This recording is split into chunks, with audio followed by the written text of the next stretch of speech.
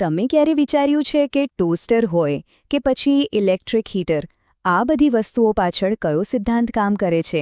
આ બધું સમજવા માટે આપણે એસી સર્કિટના એકદમ મૂળભૂત હીરોને સમજવો પડશે, શુદ્ધ અવરોધ.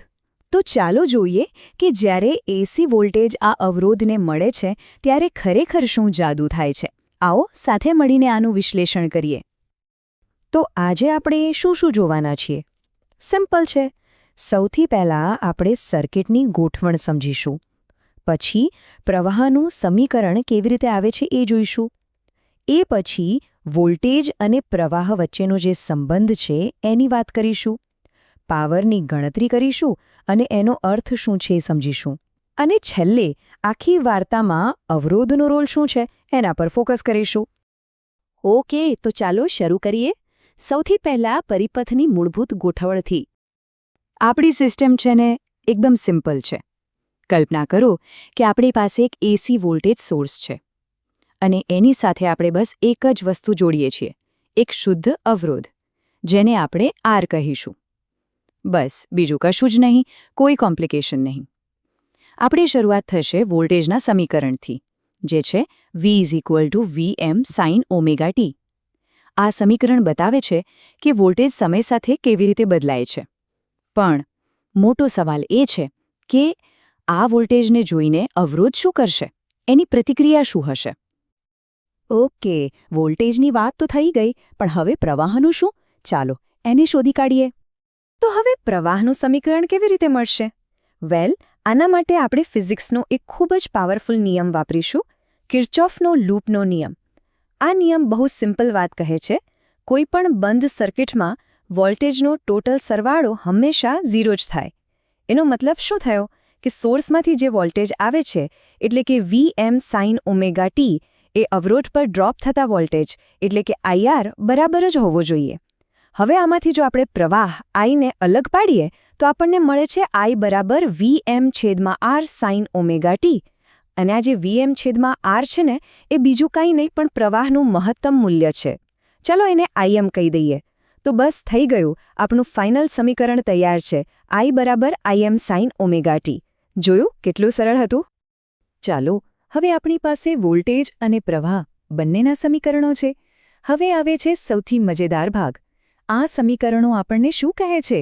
ચાલો એમના સંબંધનું રહસ્ય જાણીએ. જુઓ, અહીંયા આ બંને સમીકરણોને સાથે જોઈએ.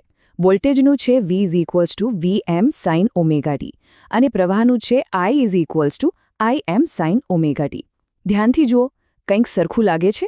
અરે બિલકુલ, એમની રચના તો એકદમ સરખી છે. બંને જાણે સાઇન ઓમેગાના જ તાલે નાચી રહ્યા છે. અને આ કોઈ સંયોગ નથી હો. ફિઝિક્સની ભાષામાં આને કહેવાય સમાન કળામાં હોવું અથવા ઇન ફેઝ. આનો મતલબ બહુ સીધો અને સરળ છે.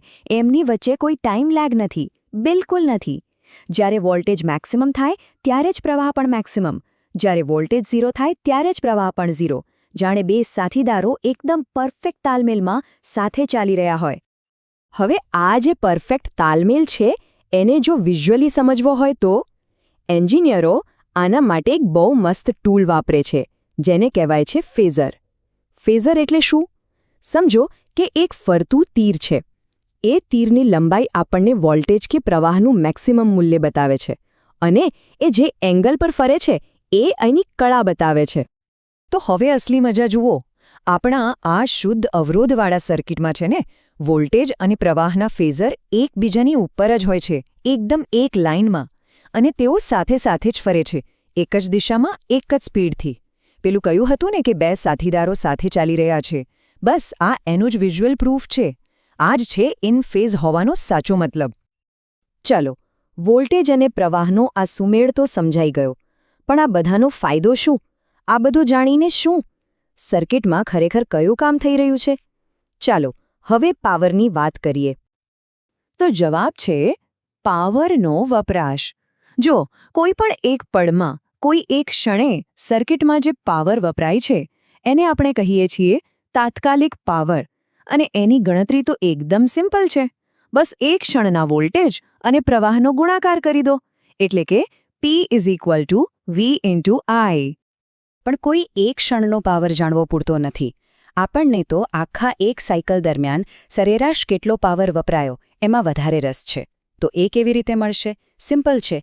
આપણે V અને Iના જે સમીકરણો મેળવ્યા એને P = V × I માં મૂકી દઈએ તો આપણને મળશે P = Vm sin ωt ગુણ્યા Im sin ωt. આને થોડું સરળ બનાવીએ તો P = Vm Im sin square ωt. હવે અહીંયા ગણિતનો એક નાનો પણ બહુ જ કામનો નિયમ યાદ રાખવાનો છે. આ જે સાઇન સ્ક્વેર ωt છે ને એની આખા એક સાયકલ પર સરેરાશ કિંમત હંમેશા 1/2 થાય છે. બસ આટલું જ. અને આ નિયમનો ઉપયોગ કરતાં જ આપણને સરેરાશ પાવરનું એકદમ ચોખ્ખું અને ફાઇનલ સમીકરણ મળી જાય છે. P = 1/2 Vm × Im. આ જે પાવર છે જે આપણો અવરોધ ખરેખર વાપરી રહ્યો છે. તો આ બધી ગણતરી અને વિશ્લેષણ પછી આપણે એ સવાલ પર પાછા આવીએ છીએ કે આ આખી વાર્તામાં અવરોધનો સાચો રોલ શું છે? આના માટે એક બહુ જ મહત્વનું વાક્ય છે જે બધું જ કહી દે છે. અવરોધમાં વ્યય થતો પાવર હંમેશા ધન હોય છે. આનો અર્થ બહુ ઊંડો છે. સમજો, ઇન્ડક્ટર કે કેપેસિટર જેવા બીજા ઘટકો ઊર્જા સ્ટોર કરીને પાછી આપી શકે છે. પણ અવરોધ? ના, એ તો વન વે રોડ એવો છે. એ માત્ર ઊર્જા લે છે, એને વાપરે છે. એ ઊર્જા પાછી આપતો નથી. એનું કામ જ ઊર્જાનો વપરાશ કરવાનું છે. હવે મગજમાં એક સવાલ જરૂર આવશે કે જો આ ઊર્જા વપરાઈ જાય છે તો એ જાય છે ક્યાં? શું એ હવામાં ગાયબ થઈ જાય છે? ના, બિલકુલ નહીં. ઊર્જા ક્યારે નષ્ટ નથી થતી. એ માત્ર પોતાનું સ્વરૂપ બદલે છે. અને અવરોધના કેસમાં આ વિદ્યુત ઊર્જા મોટાભાગે ગરમીમાં ફેરવાઈ જાય છે. અને આ જ તો એ સિદ્ધાંત છે જેના પર પેલું ટોસ્ટર, ઇલેક્ટ્રિક હીટર કે પછી જૂના જમાનાના પીળા બલ્બ કામ કરે છે. એ બધી વસ્તુઓ ખરેખર તો મોટા અવરોધો જ છે જેનું એક જ કામ છે વીજળીને ગરમી અને પ્રકાશમાં ફેરવવાનું.